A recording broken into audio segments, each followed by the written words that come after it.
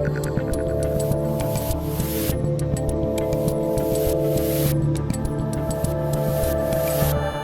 right, guys, this is the Rubin Report. I'm Dave Rubin, and joining me today is Senator John Kennedy. Welcome to the Rubin Report. Thanks for having me, Dave. I love your show.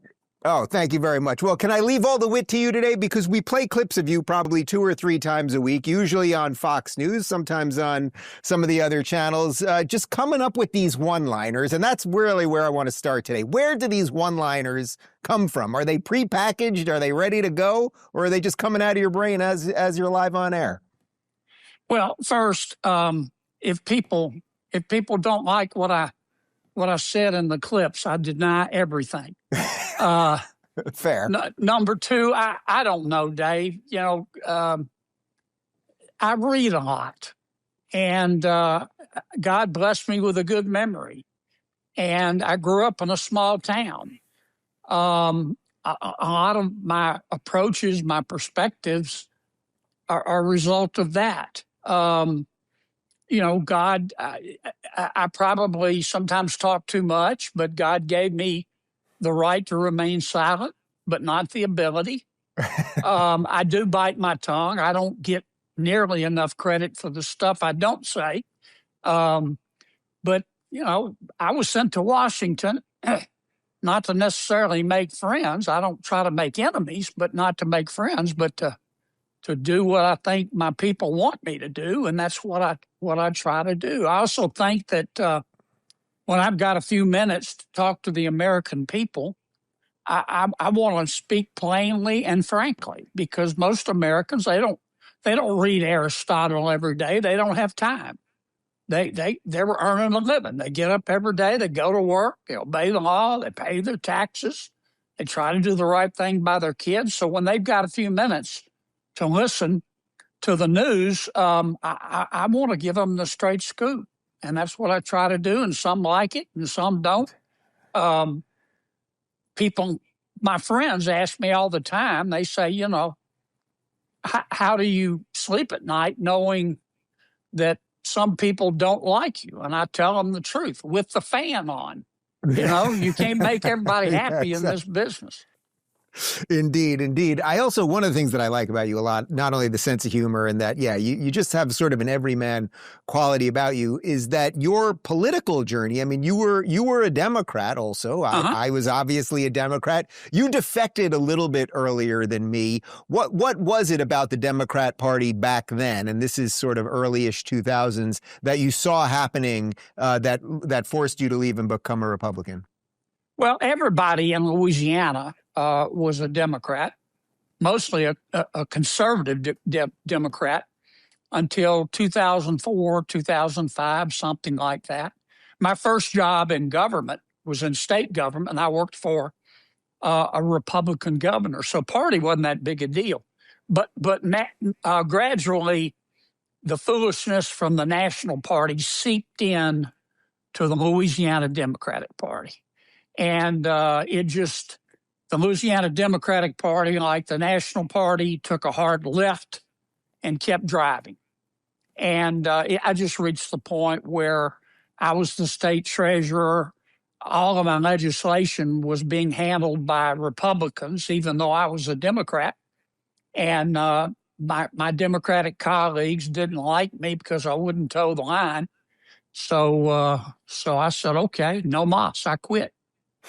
So when people hear you say conservative Democrat, those things come off these days as completely antithetical. But what you're talking about, in essence, is sort of what we used to call blue dog Democrats, I guess. Or so what do you think happened to the party itself? Because now it clearly now there's just virtually no moderate Democrat left. I always point to John Fetterman as kind of the last man standing.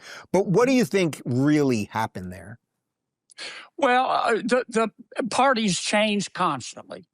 And over a period of time, the loon wing, the Bolshevik wing, the socialist wing, whatever you want to call it, of the Democratic Party gradually became ascendant and took power.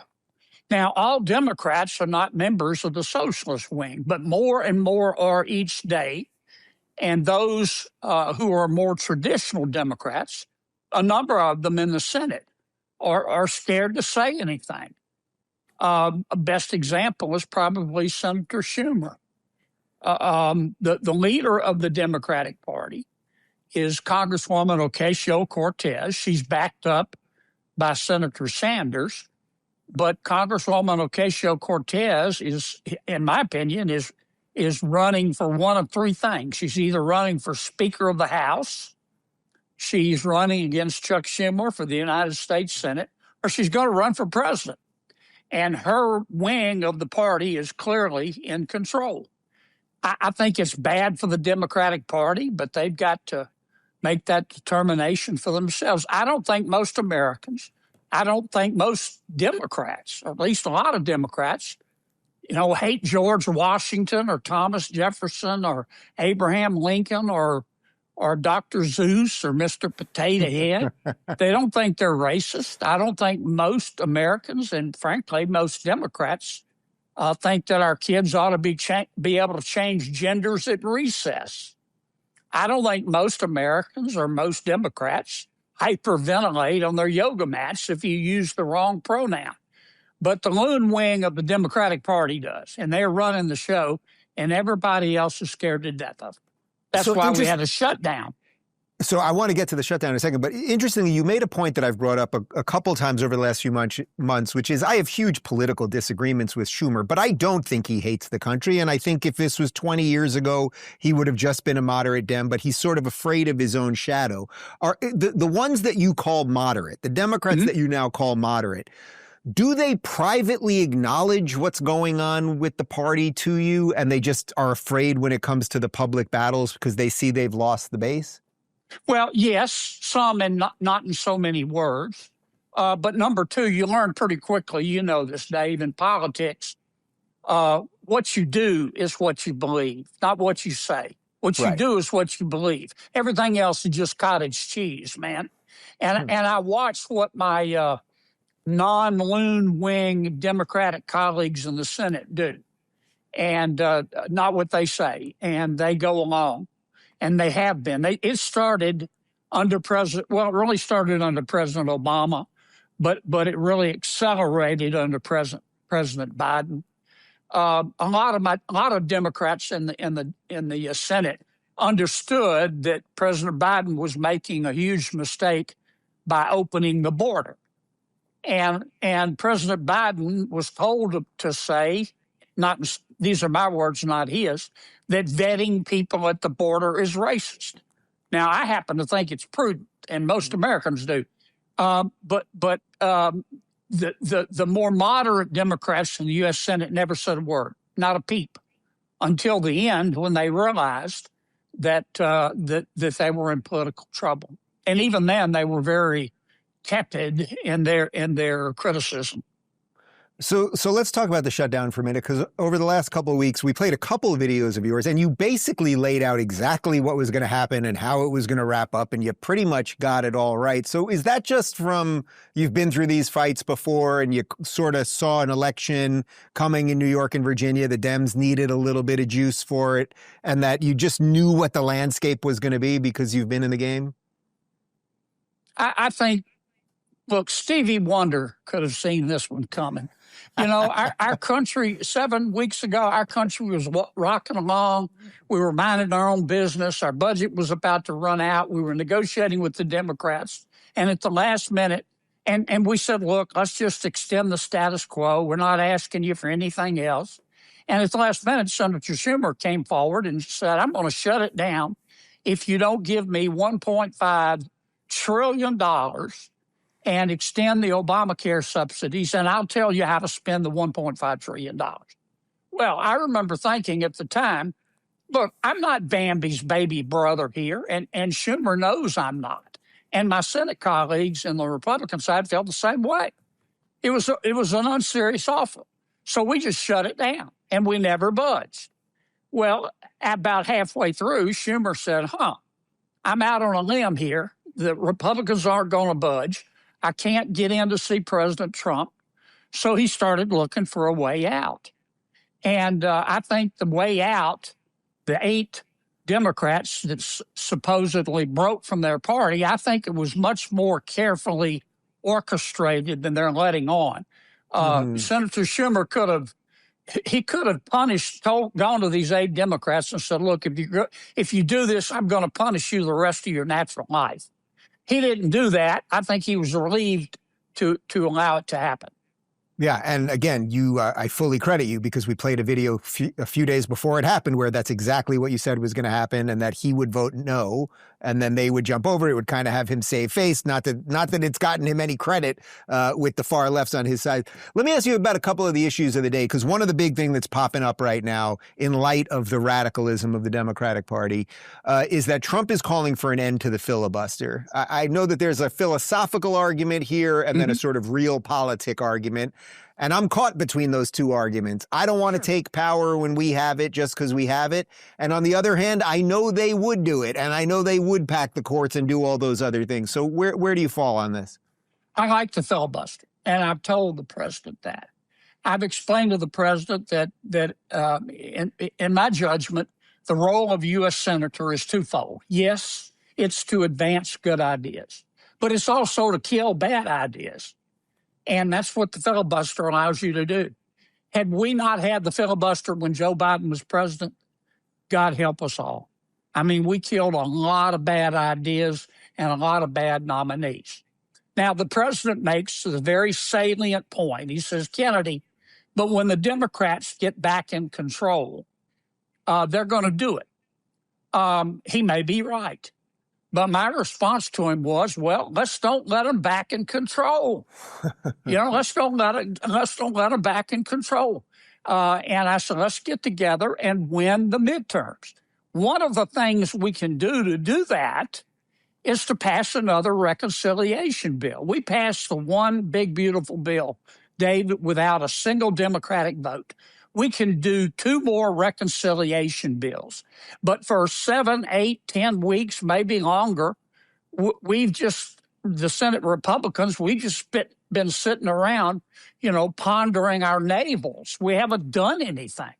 And we need to get up off our ice cold, lazy butt, start on another reconciliation bill, welcome the Democrats' support, but we don't need it. And we need to address the cost of living in America, that cost of housing, the costs that are added to goods and services through regulation. We need to address taxes. We need to address other issues that people worry about when they lie down to sleep at night and can't. And if we get some things passed, once again, we don't need any Democratic votes. Then I think the president will feel better and American people will feel better. What do you make of what I would say is a certain impatience by some people on the right, a little bit out of the base, that they want everything to happen quicker? I mean, on my show every day, it's very easy for me to talk about the administration wins because there are so many. But I'm sensing a certain portion of the right just wants more done quicker, particularly on the economic side. You just mentioned, getting young people into the economy. I mean, do you think that's legit? And what can be done really quickly? I mean, if you were president right now, what would you be doing? I don't blame folks for being impatient. I'm impatient myself. But you've got to worry about the short term. But remember, the long term is important too. And I think about what would happen if the Democrats ever did get back in charge. And that's the day I prepare for. If I were king for a day, what would I do? I would, in terms of housing costs, we've got a supply problem. I would turn to every major Democratic city and Republican city, but there are not many left in the country, and say, look, if you don't increase housing starts by 5% every year, I'm going to cut your federal funds. If you do increase them over 5%, I will give you a little extra money that I will take from the states and the cities that refuse to increase their housing starts. The message that will help housing immensely. It will help housing immensely. I would talk more if I were the president. He's doing a lot. He's just not talking about it. I would talk more about the massive undertaking that the Trump administration is doing to cut the cost of rules or to cut rules and regulations. That's one of the things that's making the American goods and services cost so much, because all the cost of regulation gets added on.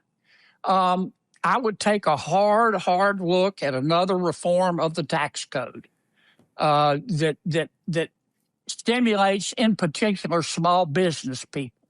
We passed a rule that said to help small businesses, you don't have to pay. If you're a sub-S or an LLC, you don't have to pay taxes on 20% of your income if you leave it in the company. I would double that. They're just, and we can do that in a reconciliation bill without any Democratic votes. And I'm frustrated, as you can tell, that we don't have that bill ready to go. But I've argued with our Republican leadership in the Senate. I'm not putting anybody down, but I argue repeatedly with Senator Thune and others and say we need to do this. I don't think I've convinced them yet, but I'm going to chase them like they stole Thanksgiving, man, until I get them to agree with me. Well, we'll end with this then, because my team gave me, I told you, we're always playing all of your fun quips on TV all the time, but my guys gave me a whole bunch of your quotes, and I want to see if we can work through this one, Okay. because it's related to what I had for lunch today. You said Democrats are the well-intended arugula and tofu crowd. I'm big on arugula. I don't like tofu. I had a steak, but I like arugula. What lettuce should I be switching to? Well, don't switch to kale, okay? Kale would be worse. That's right. Kale to me tastes like I'd rather be fat. You know the way, Dave, here's how you cook kale. You cook it with olive oil because it slides more easily out of the pan into the garbage can, okay? Look, I used that obviously to make a point. The other night I said something about people who have blue hair and like organic broccoli. And I got all kind of text messages. I like broccoli. Okay, eat broccoli. You get the point.